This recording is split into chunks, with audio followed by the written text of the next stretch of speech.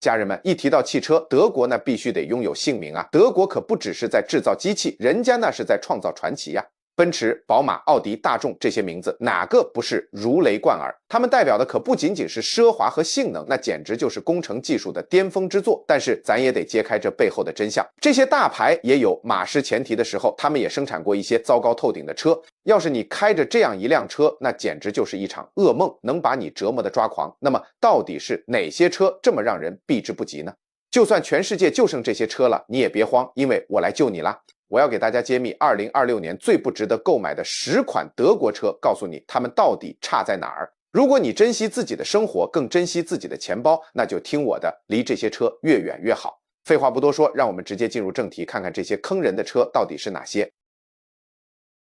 家人们，今天咱来聊聊那些车哈。排名第10的是大众捷达，尤其是2019到2025款的车型。你要是瞅瞅其他大众车，就说那性能、整体设计还有质量，捷达简直就是给大众多年打造的品牌抹黑啊，妥妥的侮辱。它就是一款让人老失望的廉价紧凑型轿车，真是1分钱1分货的典型例子。捷达配了个1.4升涡轮增压发动机，你要是不介意动力不够，那它也就勉强能用，它就147马力，就这动力也就那样。这捷达毛病还不少，最常见的吐槽就是电器和科技方面的问题。信息娱乐屏幕动不动就出故障，电动车窗还会随随便便就自己关上，简直跟闹鬼似的。刚上市那几年，可靠消费者报告给它的可靠性评分都低于平均水平，主要说它悬架有问题，电子系统也不行，而且它维修贵得离谱，就算是最小的维修，你都得花个800到1200美元，这谁受得了啊？要是你想买辆不错的轿车，本田思域或者丰田卡罗拉不香吗？那才是更好的选择。再说说排名第9的是奔驰系列里最便宜的车型之一，咱接着往下扒拉扒拉它咋样？家人们呐，听我讲哈，这东西便宜绝对是有猫腻的。就拿奔驰 A 级这货来说，先看看它外观哈，嘿，平心而论，那确实是有那么点吸引人，毕竟是奔驰嘛，跟其他奔驰车一样，乍一看还以为是个高富帅呢。但是哈，你一旦深入了解，那简直就是大型翻车现场。它装了个2.0升涡轮增压发动机，功率才188马力，还搭了个双离合变速器。这变速器操控起来比登天还难，特别是在堵车堵得像蜗牛爬的时候，开着它就像在跟个调皮捣蛋的熊孩子斗智斗勇。好多车主都在那儿疯狂吐槽它的内饰设计就像外星人搞出来的，传感器隔3差5就闹脾气，电器问题多得像天上的星星，维修费用说不定都能让你倾家荡产，都得15000美元往上走呢。咱就说这可是挂着奔驰牌子的豪华紧凑型轿车啊，搞成这样简直就是奔驰界的耻辱。家人们，能离它10万8千里就赶紧跑，千万别沾边。第8名，宝马七系，我去，家人们，今天必须得好好唠唠排名第8的宝马七系。你们就说说，宝马开发这车的时候是不是喝多了假酒，脑子都不清醒了？它本意是想彰显奢华和富裕，结果呢，整个一烧钱的无底洞。咱先不说别的，就说这宝马七系的科技配置确实是挺牛，开起来感觉自己像开着宇宙飞船一样有未来感。但是这一切真的值得吗？一次维修就能让你瞬间破产，这谁受得了啊？车主们对那悬挂系统简直恨得牙痒痒，换一套悬挂系统就要花大概3000美元，这不是明摆着抢钱吗？还有那信息娱乐系统，问题多得像天上的星星，数都数不清。这车啥功能都有，看着是挺唬人，但实际上就是个绣花枕头，中看不中用。它真的值得我们花那么多钱去买吗？我绝对不这么认为，咱可不能当这个冤大头啊！哟呵，家人们，咱接着唠唠第7款车，就是那奥迪 Q3， 它号称是时尚豪华轿车，可我咋感觉它就是个烦恼制造机呢？咱来好好掰扯掰扯哈。要是你把心理健康看得比啥都重要，选这奥迪 Q3 那可就踩坑了，绝对是最糟糕的选择之一。就电气系统和变速箱这俩货，3天2头出问题，维修费用那叫一个高，能让你分分钟从小康变吃土。谁想天天跟这糟心玩意儿打交道啊？开着一辆让你提心吊胆的车，那跟开个定时炸弹有啥区别？再瞅瞅它的配置 ，Q3 装了个2.0升涡轮增压发动机，还能输出个大概228马力，这还算有点小本事，但驾驶体验就太拉胯了。悬架硬得像块铁板，坐上去感觉自己像在坐过山车，屁股都要颠开花了。外观设计也没啥特色，就跟大街上的路人甲似的。你说一辆要卖4万美元左右的车搞成这样，是不是有点对不起这个价格啊？第6名，大众途观。家人们，咱接着唠哈。第6名闪亮登场，它就是大众途观。这玩意儿在紧凑型轿车界那可是相当火，满大街都能瞅见。不过呢，你要是深入了解一下它的那些破事儿，估计得挠着头想，为啥这么多人会买它？这不是纯大冤种行为吗？它确实也有点优点哈，内部空间那叫一个宽敞，坐进去老得劲儿了，还搭载了个 2.0 升涡轮增压发动机，能输出184马力呢，听起来挺唬人的，动力好像还不错，但它的可靠性简直就是个大 bug。好多人都在吐槽，这燃油系统就跟闹脾气似的，动不动就罢工，天窗也烂得一批，跟纸糊的似的。电子元件更是3天2头出故障，那叫一个烦人。最要命的是，这车但凡去修一次，至少得花1000美元，哪怕就是个小毛病，也得狠宰你一刀，简直太坑了。你花了大价钱买的车，买回去净给你找事儿，人气是有了，可靠性却没跟上，多闹心呐！我建议啊，咱还是换个别的车型，别在这一棵树上吊死。咱这都已经介绍一半了，我老好奇你们咋想的了？你们觉得这些车咋样啊？快在评论区跟我唠唠，我每条评论都会认真看的。嘿，宝子们，今天来聊聊排名第5的另一款奔驰车哈。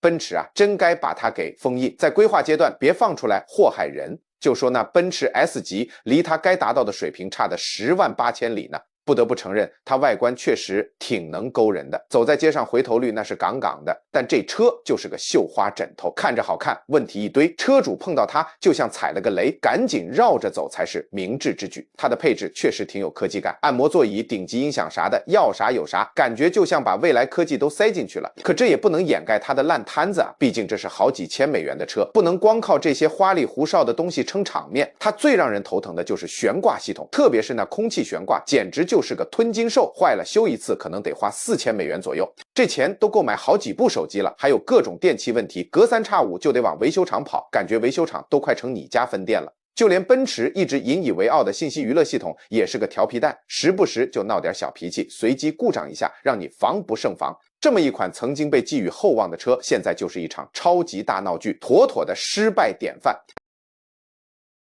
第4位，宝马 X2， 宝子们，今天必须得跟你们说说这排名第4的宝马 X2。它乍一看是款挺不错的跑车，外观酷炫，姿态也美，还装了个228马力的涡轮增压发动机，感觉挺厉害的。可实际上呢，这玩意儿一点都不耐用。你要是爱惜自己，还想让钱包鼓一点，那必须赶紧远离它，越远越好。为啥这么着急让你们远离呢？这宝马 X2 的可靠性简直差到爆。好多人都抱怨过它的刹车速度太快，还有那悬挂系统老是发出奇怪的声音。消费者报告也给它的可靠性打了很低的分数，可见它的问题有多严重。而且每次维修费用可能要1500美元，这不是妥妥的割韭菜吗？还有它的空间，座椅空间狭窄得很，后备箱空间也小得可怜，根本不够用。咱有那么多更好的车可以选，要是有其他选择，别犹豫，赶紧去买别的车。咱都已经看过前3名的车了，相信我，这宝马 X2 只会给你带来无尽的烦恼，没啥好处。宝子们，今天给大家揭晓榜单上的第3名，奥迪 A1。这可是一款紧凑型掀背车哦，我跟你们说，它长得超级可爱，就像那种让人忍不住捏一把的萌物。不过呢，它也有让人头疼的地方，保养费用那叫一个高的吓人，每次去保养都感觉钱包在滴血。在城市里日常开，它表现还挺不错的，穿梭在大街小巷那叫一个灵活。它的10升涡轮增压发动机也挺给力，动力杠杠的，但是上了高速公路或者来个长途旅行，问题就来了。离合器表现超差，开起来那叫一个费劲，车门还漏水，这下雨天可咋整啊？还有啊，和榜单上其他车一样，它的电器问题让人抓狂，时不时就闹点小脾气。所以说，就可靠性而言，咱真的不能太信任它。市面上有好多更好的选择，大家选车的时候可得擦亮眼睛啦。哇塞，家人们，今天排名第2的竟然是奔驰 GLC， 特别是2016到2025款的车型哟。奔驰啊，这可是多少人心中的豪华汽车代表。本以为它会是那种完美无缺的神车，现实却让人大跌眼镜。这么一款看着精致又豪华的车，问题简直像潮水一般涌来。它的内饰确实没得说，那叫一个一流，坐进去仿佛置身于豪华宫殿。发动机也堪称奇迹，搭载了一台能输出241马力的发动机，数据确实挺漂亮。但是重点来了，它的变速箱和动力方面的问题，那就是一颗定时炸弹。这可是一辆卖好几千美元还被宣传的神乎其神的车啊！咱满心期待着它能给咱带来绝佳的驾驶体验，能陪咱风风雨雨好多年，让咱毫无压力的享受驾驶乐趣。可现实呢，它就是一个不靠谱的家伙，在任何方面都让人失望透顶，开着它就像坐过山车，不知道什么时候就出问题了。我可以很确定的说，它就是今年你能买到的最糟糕的德国车之一，没有之一。所以家人们，如果要你在买它和省钱之间做个选择，你还犹豫啥呢？肯定选省钱啊，别让这破车坑了你的钱。好了，女士们先生们，咱今天最后一个推荐车型闪亮登场啦。家人们，咱今天得唠唠啊，有这么个号称排名第一的玩意儿，不过这第一可不是啥好第一哈，它就是2026年你能买到的最拉胯的德国车大众途锐。这玩意儿简直就是一辆彻头彻尾的灾难车，说它是故障专家，那真是一点都不夸张。它呀就跟个扶不起的阿斗似的，干啥啥不行。要知道它和保时捷卡宴、奥迪 Q7 长得那叫一个像，咱肯定就寻思着它性能和品质也差不了哪儿去呗。结果呢，一对比，好家伙，直接给人整失望透顶了。它唯一能拿得出手的，也就搭载了个 3.0 升的 V6 发动机，能输出335马力，但也就这点能看看了，其他方面那简直糟糕到姥姥家去了。发动机问题严重的要命，变速箱还时不时就闹点小脾气出故障，各种电气故障也是层出不穷，每次去修它平均都得花2500美元，这谁受得了啊？所以我说它烂，那是真的烂的没边了。要是你想买个这个尺寸的 SUV， 那宝马 X5 和丰田汉兰达不香吗？这俩才是更好的选择啊。咱再说说人类历史上最糟糕的10款德国车哈，从那些除了让人头疼啥用没有的破轿车，到价格贵的离谱但性能又不咋地的 SUV， 咱真是见识到了，咱就不禁纳闷了，德国工程师研发这些车的时候是不是脑子短路了，犯了这么大的错？家人们，你们对这些车咋看啊？你觉得哪些车才是最差劲的？或者你不同意我这榜单，你觉得还有更烂的车？都别藏着掖着，赶紧在评论区留言，把你们的真实想法都道出来。在我接着唠别的之前哈，家人们要是觉得我这视频有用，就给我点个赞呗，顺便订阅一下频道，这样以后精彩内容一个都不会错过。再把这视频分享给你的小伙伴们，大家一块儿乐呵乐呵。